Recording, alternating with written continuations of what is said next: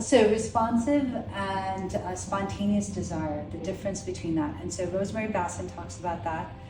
And what she says is so interesting, because we learned that there was a spontaneous desire, right? The desire that you see on like movie sets and like in the media, and people just ripping off their clothes and each other, but that's not the case. What she says is there's no such thing as spontaneous desire. There's only responsive desire. She's the one who said that. Okay. Yes, Yeah. there's only responsive desire.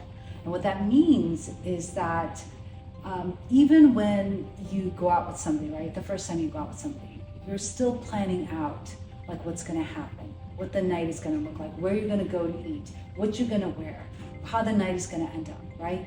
So you're priming yourself. You're getting your brain, remember what we talked about? Getting ready for a sexual stimuli. You're priming it so that if something happens, you're ready. So that's responsive.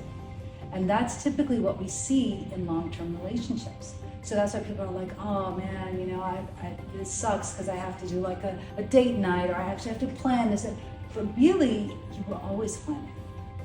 And there was really no such thing as spontaneous. I mean, maybe it was a little bit easier when you didn't have all the responsibilities of like kids and family and all this other stuff, right? Where you didn't have like a mortgage hanging over your head and all this stuff, and bills, so many bills. but it's really always been responsive.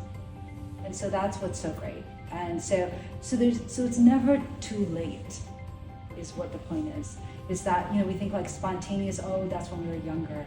But now that we're older, it's responsive. But it was always the same.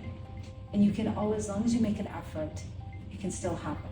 As long as you are open to it, right? And that's where that sex neutrality comes in. As long as you are open to a sexual stimuli, you can still have that arousal, and that leads to desire. You don't have to have a desire first. You have the arousal, the physiological change, and then the desire comes up, and then the physical intimacy, which leads to the emotional intimacy, which then, again, goes back into that circle.